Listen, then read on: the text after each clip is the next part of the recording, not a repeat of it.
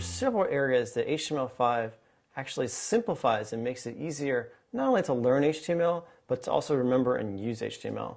And these involve better flexibility, more universality, and better consistency. In particular, we're going to talk about how hyperlinks and blocks have become more flexible. Global attributes are now applicable to more elements. And the A and area elements have some minor fixes that make them more consistent, which is nice. Hyperlinks and blocks.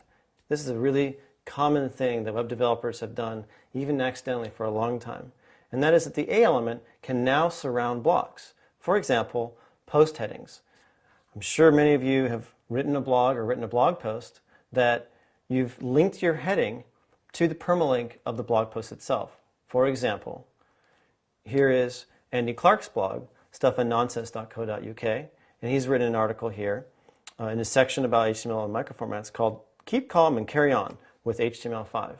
This is a heading, and it links to a blog post, permalink, and you can also notice that the image next to it also links to that blog post. But because of the nesting rules of HTML4, you have to put links inside headings. This is weird block inline stuff they came up with that, as far as I know, it's just confused web designers since they first introduced it.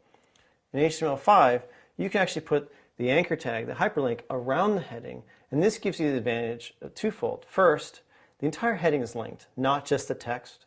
Second, if there's images or text or content near the heading that you also want to link to the same post, in this case we've got an image, then you can expand your hyperlink to contain both that image and the heading itself as well. So here's a code example of how you would do that. Again, if you're using this for the blog post, you want to use the semantic rel attribute and indicate that you're actually linking to something that's bookmarkable. Global attributes. It's much easier when you know that certain attributes can apply to all elements. In particular, what HTML5 did is it changed the class, dir, ID, lang, style, tab index, and title attributes to always apply to all elements. And you might be wondering, wait a minute, when did they not apply to all elements? Well, in HTML4, there were a few odd cases here and there that if you forgot and you used the class in the wrong place or an ID in the wrong place, your document would be invalid. None of these cases made any sense to forbid. So HTML5 allows them. They now make sense.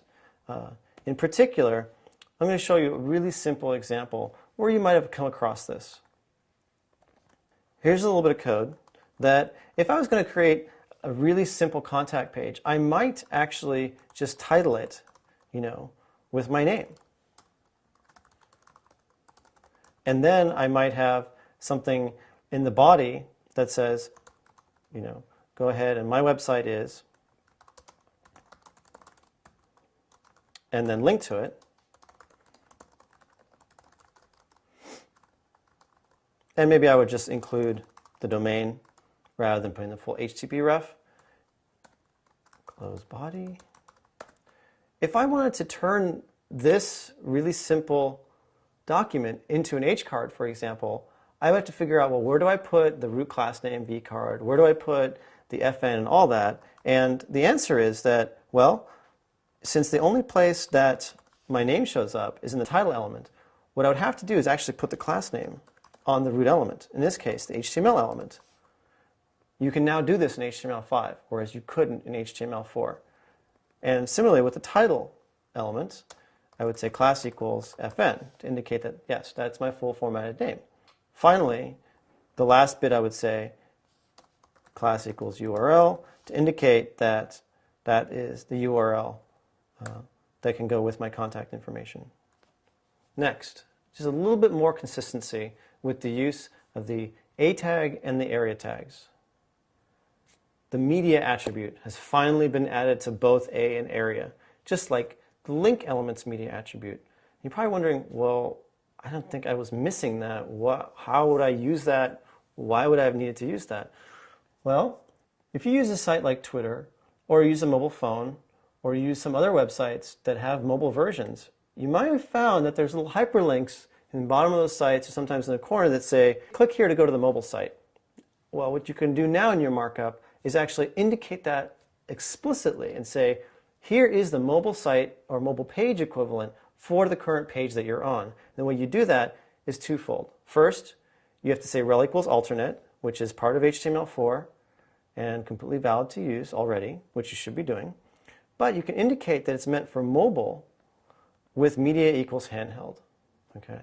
Similarly, if you're developing for a print publication, perhaps a newspaper, perhaps a magazine that has a website, and you want to offer print versions of your articles, maybe you already do. You probably have a link to the article, the print version, that says, here, click here for the print version.